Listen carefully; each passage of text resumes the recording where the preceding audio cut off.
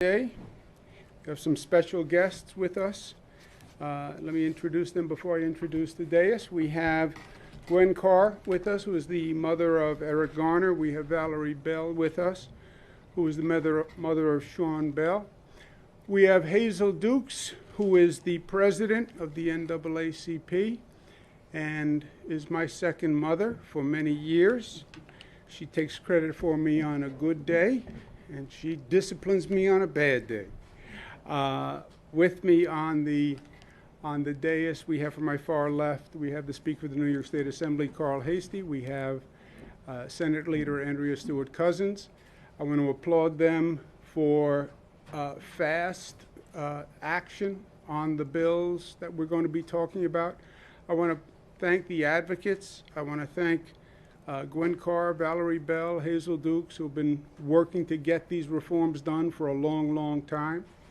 And I'm glad you could be with us today. And to my right is Reverend Sharpton, who I've known all my adult life. And I want to applaud him on not his activism, because his activism has always been extraordinary, but his effectiveness as an advocate, because it's about making change. That's what the activism is about.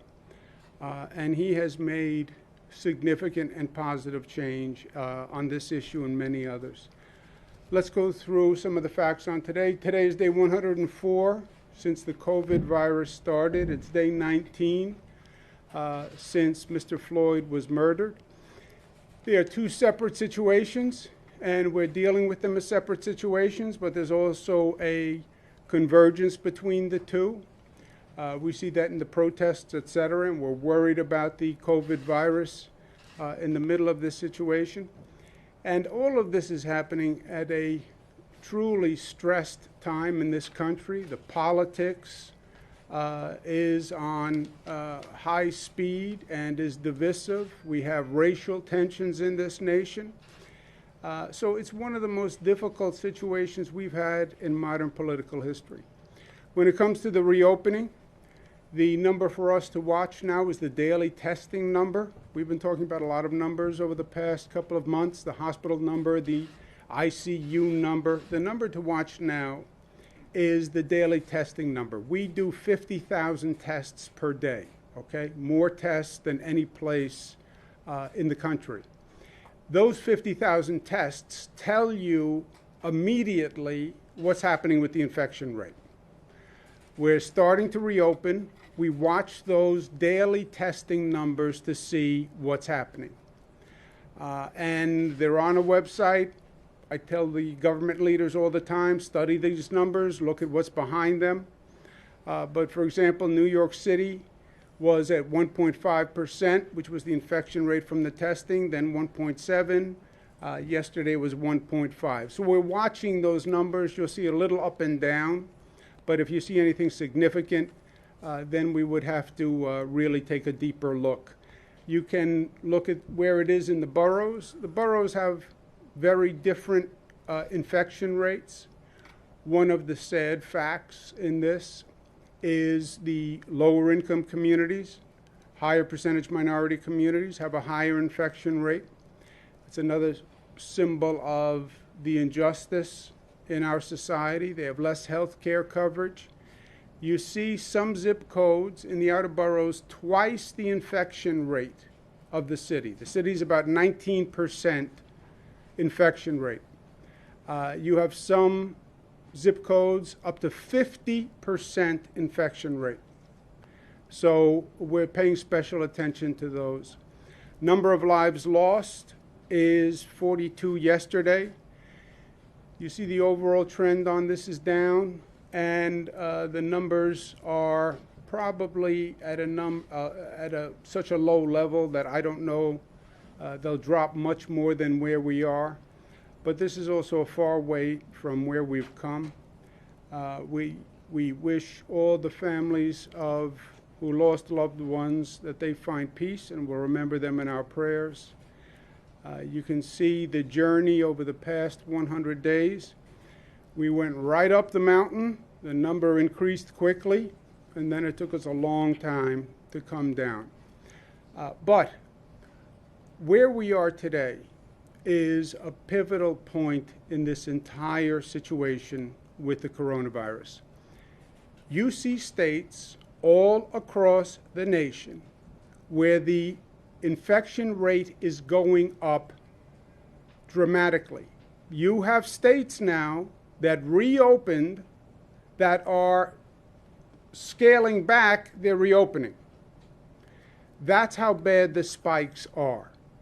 Yesterday, 21 states said they had increasing COVID, 14 the new highs. Today, 23 states, 15 states hit a new high. We've seen these numbers increase before.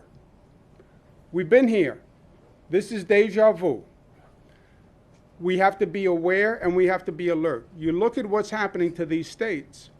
They reopen and then the number goes up, which is common sense on one level. The number came down because you closed everything down. When you reopen and you increase activity, don't be surprised when the infection rate goes up. Unless you were very smart and disciplined about the way you reopened. That is the whole difference here. But the states that are having trouble reopened, and everybody wanted to reopen fast. There were protests, there was reopen fast, everything is fine. I had one person on the street tell me, I can't see the virus. Can you see the virus? There is no virus. I mean, people had all sorts of theories. States that have reopened too quickly or uncontrolled are now starting to close down. So, we are the exact opposite. Since we've reopened, the number has continued to go down.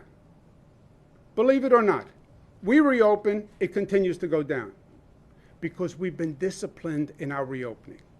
And that's what we have to continue to do.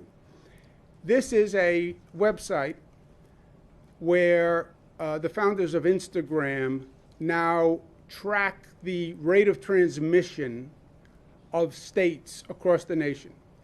New York State, the lowest rate of transmission, meaning the virus is spreading at the lowest rate in the state of New York, of every state in America.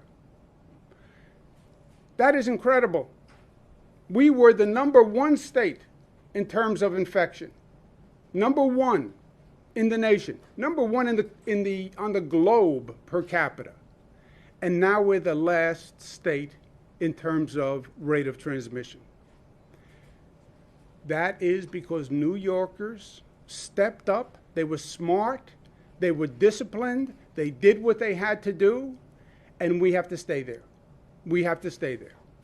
Now is no time to forget what got us here. We have to stay smart. On the civil unrest, I said from day one that I stand with the protesters. I believe this is the moment to put forth a real federal reform justice agenda. Yes, we have to do criminal justice. Yes, we have to do police. The injustices are more fundamental than that, in truth. Let's talk about education equality, because we have two education systems, one for the rich and one for the poor, and that is true. And you want to talk about justice, opportunity for all. Why does one child who happens to be born to a poor family have a second-rate education to children who are born in wealthier communities? Why do you still have child poverty in this nation? How do you justify that? The affordable housing need is all across the country because the federal government went out of the affordable housing business. I was the former housing secretary for the federal government. It was the one responsibility the federal government used to undertake. It was never states and cities. Public housing was federal. Section 8 certificates were federal. Section 8 project-based was federal. Federal Housing Administration, FHA, that was federal. They just ended that business. And then you wonder why we have an affordable housing crisis. And criminal justice reform should be done on a national level. And the House has been very aggressive on reform, the Congress, and I applaud them for it. But New York State is the progressive capital. We never sit back and say just what the nation, we show the nation. But New York State is the progressive capital. We never sit back and say just what the nation, we show the nation what it should do. We lead by example. And we lead by getting it done. We are a state of action. And that's us at our best. A great member of the New York State Assembly, who then went on to the Congress, a great pioneer, Shirley Chisholm. You don't make progress by standing on the sidelines. You make progress by implementing ideas, getting things done, action, results, not just talking, not just advocating, but actually articulating your ideas and then getting action done so you change reality for people. We've gotten to a place where people think talking is enough. Talking is not enough. Being angry is not enough. Being emotional is not enough. How do you transition that to action and change and results? And that's what we're doing here today. The New York State Legislature has quickly passed the most aggressive reforms in the nation. I'm going to sign those bills in a moment. 50A reforms, so there's transparency. We're banning chokeholds. Attorney General Special Prosecutor, ending false race-based 9/11 reports. I want to applaud the leaders who have done great work. These are tough times to be in government. There's a lot of issues, a lot of crises, a lot of demands, and they got it done, and they got it done quickly. I want to thank the bill sponsors who have done a great job and actually came to resolution, and I want to applaud them. I also want to applaud the advocates who have been fighting for this for years. I can't tell you how many meetings I've had, how many rallies they put on, how many events Reverend Sharpton put on, keeping the message out there, insisting, advocating, protesting, demonstrating, which results in today and the change we're making today. So I want to applaud all the mothers, especially Gwen Carr, Valerie Bell, and again, Reverend Sharpton for his great work on this. Moving forward, there is still more to do, and we're going to do it in the state of New York. The truth is this: police reform is long overdue, and Mr. Floyd's murder is just the most recent murder. This is not just about Mr. Floyd's murder. It's about being here before, many, many times before. It is about a long list that has been all across this country that always makes the same point: injustice against minorities in America by the criminal justice system. And today is about enough is enough. It's about Fannie Lou Hamer. I'm sick and tired of being sick and tired. How many times do you have to see the same case before you do something?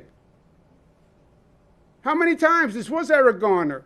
This was Abner Louima. It was Amadou Diallo. Same case over and over and over, and still no change. And Mr. Floyd's murder, God bless this country for standing up and saying enough is enough. I respect them. But it goes back, certainly to Rodney King in modern times. And the truth is, it goes back to Dr. Martin Luther King, 1968. It is systemic discrimination and injustice in this nation. That's what it is. That's what today is about. And the answer, there is no quick fix to this. There is no, well, stop tear gas. Well, change the uniforms. That's not what this is about, my friends. And it would be a mistake if we went down that path. This is systemic reform of police departments. This is sitting down and taking a look at exactly what they do and have been doing and looking at it through a new lens of reform and reinvention. Because this has been 40, 50 years in the making. providing police with military equipment, increasing the number of police. Goes back to the 90s and the crime bills. Looking at the population explosion in our prisons. This was a long time coming. And this is not about a press release that's going to solve it. The way we really solve this is we say to every police agency in this state, I believe it should happen in the nation, sit down at the table with the local community, address these issues, get to the root of these issues, get a plan, pass that plan by your local government, and if you don't, you're not going to get any additional state funds, period. We're not going to fund police agencies in this state that do not look at what has been happening, come to terms with it, and reform themselves. We're not going to be, as a state government, subsidizing improper police tactics. We're not doing it. And this is how we're going to do it. I'm going to sign an executive order today. We'll require local governments and police departments all across the state, about 500, to develop a plan that reinvents and modernizes police strategies and programs in their community. They must formulate a plan. They have to address the use of force by police officers, crowd management, community policing, bias awareness, de-escalation, restorative justice, community-based outreach. They have to have a transparent citizen complaint disposition procedure. So if you make a complaint, it's not just yelling out the window. You find out what happened to that complaint. They should talk about appropriate equipment, what's not appropriate equipment, and any other issue that that community believes is relevant. That discussion has to happen with the community participants in the room. That plan then has to be enacted into local law. Every city, every county. It has to be done by April 1. If it's not done by April 1, and if it's not passed, they're not going to be eligible for state funding, period. And look, it's simple. This is something that has to be done anyway, because what we know is certainly true, is there is no trust between the community and the police. That's what the protests have said. There's no trust. And if there is no trust, the relationship doesn't work. If there's no trust, the police can't effectively police. If there's no trust, the community is not going to allow the police to police. And there is no trust, or there is a breach of the trust, and that has to be restored and repaired. And the only way to do it is to get in a room, get to the table, let everyone say their piece, and let's figure it out community by community all across this state. It will be statewide. No other state has done it, but New York State will lead the way, because New York is New York, tough, smart, united, disciplined, and loving. With that, let me turn it over to our great Senate leader. I thank Andrea Stewart-Cousins very much for her leadership. I know we've worked long and hard over this past week. We've been worked long and hard for a long time, but especially this past week, and it turned out great. Thank you very much. Thank you. Senate Leader. Thank you so much, Governor, and thank you for your leadership. I'm certainly so happy to be here at this moment, at this historic moment, and to share this with my colleague and partner in the Assembly's Speaker Hasty, and certainly to be always in the presence of Reverend Sharpton, who, you know, is an icon for all of us in this movement, as is everybody's mother, Hazel Dukes, who has been so clear in so many ways, and obviously in the presence of Valerie Bell and Gwen Carr. Thank you for being brave and strong. You know, we are at a moment of reckoning, there's no question about it. And I am just so thankful that I have a historic role at this moment. I have an opportunity of leading 40 Senate Democrats who unanimously decided this was the time. You know, many of my colleagues will sit and stand on the floor, and certainly colleagues who are younger, and they'll talk about the hip hop and give verses. For me, I remember in 1999 when Bruce Springsteen, you know, the working class hero, did 41 shots, American Skin. When that happened in 1999, I thought that that was the moment where people outside of black and brown communities were finally going to get the message that bad things were happening. And that refrain, you can get killed just for living in your American skin, I thought would ring a note. But it didn't. And that was right around Amadou Diallo, is why he did that. And so here we are. After the horrific murder of George Floyd, we finally got it.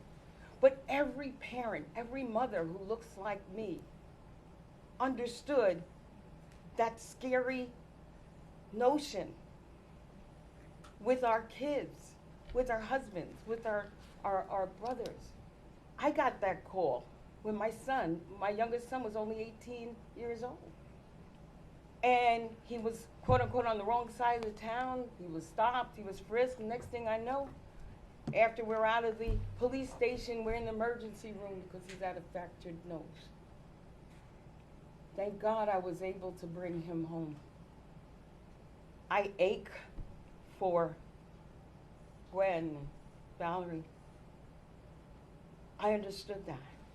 And I want to be clear, you know, obviously every police officer is not a bad police officer. My brother Bobby was a police officer. He was a transit officer. He worked for New York City Transit. He went in there because he wanted to help his community. He spent about 6 years there. He was 24. He was he is a Marine, a Vietnam vet, went into the police department and came out within 6 years because he was convinced that the department, that the system was designed so that every young black man would have a record. He knew he was a good cop, he worked with the good cops, but he couldn't change that. And he knew the system couldn't change itself. And so here we are. We know this isn't a cure, as the governor said.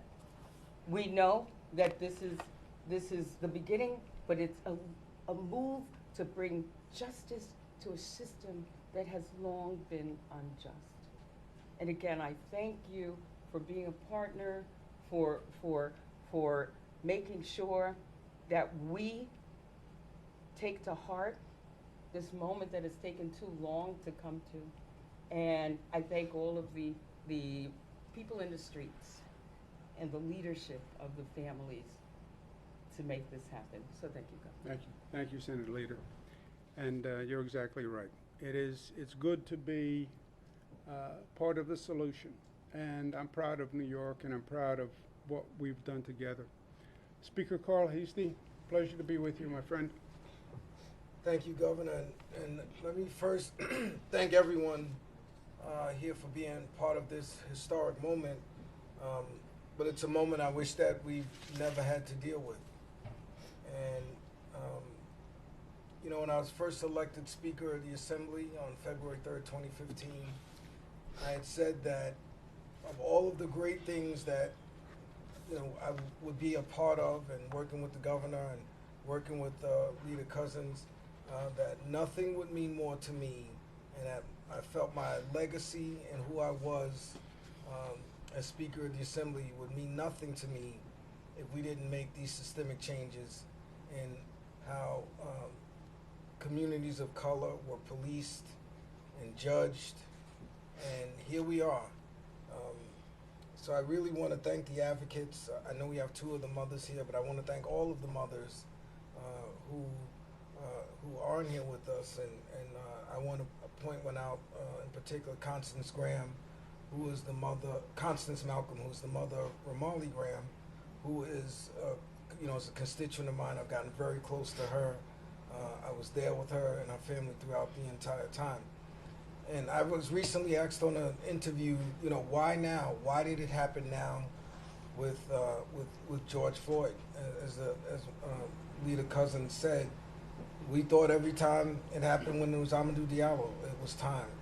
When it happened with Anthony Baez, we thought it was time. When it happened with Eric Garner, we thought it was time. When it happened with Sean Bell, we thought it was time. When it happened with Ramali Graham, we thought it was time. But for some reason, I think what people viewed, I think it just touched a nerve on every person, because it wasn't just a people of color issue. It wasn't just the families. I think watching a man being suffocated by strangulation, you know, crying for his deceased mother, I think struck a nerve. And for us, even in the assembly, I actually thought that the bill was going to be Democrat versus Republican. We have many, many Republicans voting for these bills, because I think the entire world has just said enough is enough is enough is enough. How much more bloodshed had to happen for the consciousness and the heart of this nation to finally open up and say, we need to do better and we need to be better. And I think that moment has come, but it doesn't just end there. There's still many other issues of systemic injustice and systemic racism that people of color have to deal with, whether it's education, health disparities. And these are all things that we have to continue as government to be a part of. Government is supposed to be problem solvers. When society can't fix things, that's where government is supposed to come in and chart that course. And so this is just a very, it's an emotional day. But I was also asked in one of the interviews, how emotional was I when we actually passed the bills? I said I was actually more emotional when my house and Andrea's house agreed on the bills, because that's when we knew that we were going to be able to get it done. At that point, it was just a mechanical process of getting the bills passed. But when we agreed on a package of legislation that the governor has said that he is going to sign, that's when I was emotional, because growing up as a young black man, there's a lot of times that I had not so positive interactions with the police. I've had not so positive interactions with the police even as a Speaker of the Assembly. They didn't know I was a Speaker of the Assembly. I never mentioned anything. So when growing up, when you heard the stories of Anthony Baez and Sean Bell and Eric Garner, as a black man, I felt, that could be me. And I think that is the reason why this has really started to really hit at the hearts of people that, like I said, enough is enough is enough is enough. So I'm happy that we are here where we are today, but we still have so much more work to do. And again, my heart just goes out to all of the families, all of the mothers who had to suffer through this. And, Constance Malcolm said to me that every time this happens, and I'm sure Ms. Carr and Ms. Bell will say, every time one of these stories happens, you relive what happened with your son again. So we're hoping that what we've done will not have other families have to go through what these families have gone through. So I'm just happy that the Assembly was able to be a part of the solution. Thank you, Governor. Thank you. And also, but I just want to mention too, Reverend Sharpton, who was a leader on this, who was ridiculed for this. Sometimes it's difficult standing alone. But you know what, Rev, after 30-something years of you leading this, you are not alone. Leaders sometimes have to be alone. Jesus was alone. And so I just want to thank you for your leadership throughout all of these years. Well said. Thank you, Mr. Speaker. Gary, can you put up the list again on the list? The Speaker said, and the Senate leader, why now?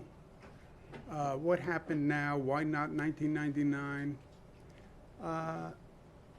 That is the question. To me, I hear it, why did it take so long? But I think it wasn't just about Mr. Floyd's death. I think it was the cumulative impact. I think all the names on that list did not die in vain.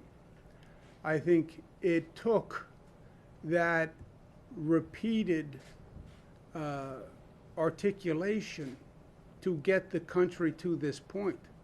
Reverend Sharpton, on every one of those situations, was out there making this point all over the country. All over the country. And finally, the country heard. But the reason we're here today, make no mistake, is because Reverend Sharpton and good people across this country were out there making the point every time, over and over and over again. So Eric Garner did not die in vain. Sean Bell did not die in vain. It took a number of lives, unfortunately. It took a number of injustices, unfortunately. But each one was a part in getting to today. And it was Reverend Sharpton standing up and making sure the people of this nation heard every time every injustice happened. And that Reverend, is a special ability, a special contribution. And you have been there year after year after year. And we all respect your effort. We thank you for what you've done. We thank you for your voice, which the nation has heard, this state has heard. And not only did we hear you, we're going to make a difference. And this state is going to make a difference. And I believe it's going to be a difference that's going to resonate all across the nation. Because what we're doing here, making every police agency come to the table with the community, that should be done in every police agency in this country. Together we'll make it happen. Reverend Sharpton. Thank you, Governor, and thank you to the Speaker and the Senate Majority Leader. Let me first say this is a great day for advocates. And though I appreciate the Speaker's words, but as I stood on many of these marches and protests, there were many that will never sit next to the governor that marched, many that will never have their names called.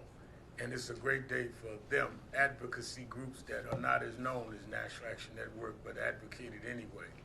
So I sit here for them as well. Some of us may not even get along, but it's a victory for all of us. And we must monitor to make sure that it's done. I'm glad that Hazel Dukes is here, who is going to jail with me in some of the protests around this issue. And I'm most glad for the mothers who, no matter what we do, will always have an empty seat at the family dinner table and the holidays. I talk to the mothers every holiday. I spoke at Ramali Graham's funeral. I did the eulogy. I did the eulogy at Gwen Carr's son's funeral, Eric Garner. I spoke at Sean Bell's funeral, as I did this week at George Floyd's funeral. So I've gotten to know their pain. I don't just lead the protest, but I work with the families, and it is not an issue to them. And I'm glad that we see what we see. I joined the civil rights movement as a teenager. I grew up a boy preacher in Brooklyn. When I was 13, I became part of Dr. King's branch here. We were told you start with demonstration to lead to legislation, then reconciliation. Without the legislation, the demonstration is just an exercise. We work out every morning, the governor and I. This is not exercise. It is to change things. And by signing these bills is bringing about the change. What made Dr. King's movement effective was there was a John Kennedy or Lyndon Johnson or Hubert Humphrey that is doing today. And what this Assembly Speaker and this Majority Leader in the Senate is doing is legislating what we demonstrated about. We will monitor it and make sure that it is enforced, but we had nothing to enforce, which is why we had to keep going. These bills mean some substantive change so that we won't be sitting here going over this after the next funeral and after the next situation. Let me also say, though, about this governor to give the executive order that he has given. Let us be very clear. There's no governor in this country that has said what he said this morning. And he and I debate sometime, but he has, in many ways, done things that even I did not expect. To say that every mayor must come up with a plan along these areas, or they would withhold state money, is a model for where we ought to be dealing with 21st century civil rights in this country. Make no mistake, this is a new level that all other 49 governors ought to look at. Because to say that I want to see mayors deal with this and I want to see city councils deal with this is one thing. But to say we're going to hold funds means that he means it.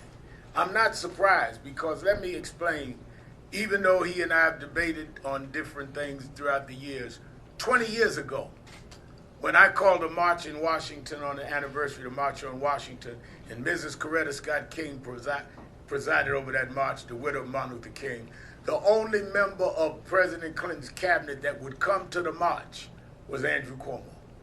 And he stood with me when I was much fatter and much more controversial. Don't laugh, Andrew, we're on television. So he has stood with us when it was not politically wise to stand with us. As Martin III and I are doing a march this August 28th, Andrew Cuomo and I and Andrew have talked, and Martin Luther King III has come here for Andrew. He has been on these issues when he was Attorney General, when he was a cabinet member, and now is governor. But he has raised the bar on how we deal with policing with this executive order. So I was very happy to come to be part of watching him sign these laws that these mothers and these advocates and many further to the left than me would appreciate. But I am beyond happy to be here when I heard the executive order, because now not only have we made an announcement, Andrew Cuomo has raised the bar. And I hope every governor in this country will be asked today whether or not they're going to do what he just did. Somebody has to raise the bar. Then we can say to the Floyd family and others that you really have seen a new day and we've turned a new way in this country. And I think that he has done that. And Andrew Cuomo knows that when I don't think he did whatever, I will tell him he has gone beyond even my expectations. So enjoy these few minutes, because but I think this is a great day. Thank you. Thank you very much, Reverend. Thank you so much. And really, you're right. We do go back a long time. But I tell you, my friend, today is because of you and your activism and all those years. And finally, the people of this nation heard. So God bless you. I'm going to sign the bill in this new socially distant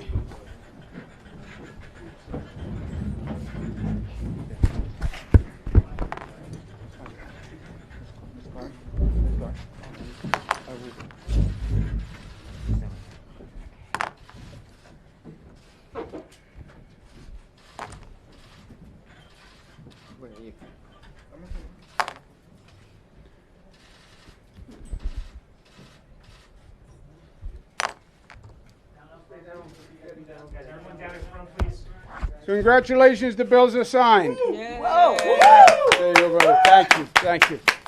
Okay, Proud Mama. day, son. Thank you, darling. Thank you, Mama. Thank you. Thank you. We're going. Thank you. Thank you. Well done. Everyone got one? Let's give them a round of applause. Can I say something? Miss Bell want to say something. Miss Carl, We Miss want Bell a and Miss minute. Carl. We want to say something for a If it's minute. okay? Please, go ahead. Come on. Okay, I'm sorry. To give honor to our Lord and Savior Jesus Christ, that's why I'm able to stand here today. Miss Bell. Thank you. All the honor and glory goes to our Lord and Savior Jesus Christ. I want to thank Governor Cuomo for what he has done, not only for me and Ms. Carr, but for all the mothers and the allies who represent us doing the work that needs to be done. We wrote a vision, we had the voice, and the victory is won. So our allies, Justice Committee, CPR, and all others who stood with us, That's right. I want to thank you all and continue the work that you've been doing to make this a better place. Thank you so much. God bless. Thank you very much. Thank you all very much. Thank you. My sentiments exactly what Valerie just said, and I appreciate the governor, the speaker, the majority leader, Reverend Sharpton, all who made this possible, all the committee leaders, the CPR, the Justice Committee, everyone who helped on this campaign. It was a long time coming, but it came, and thank you all very much. Thank you so much. Thank you. Thank you. Thank you. Thank you for being here. Thank you. Thank you for the kindness, brother.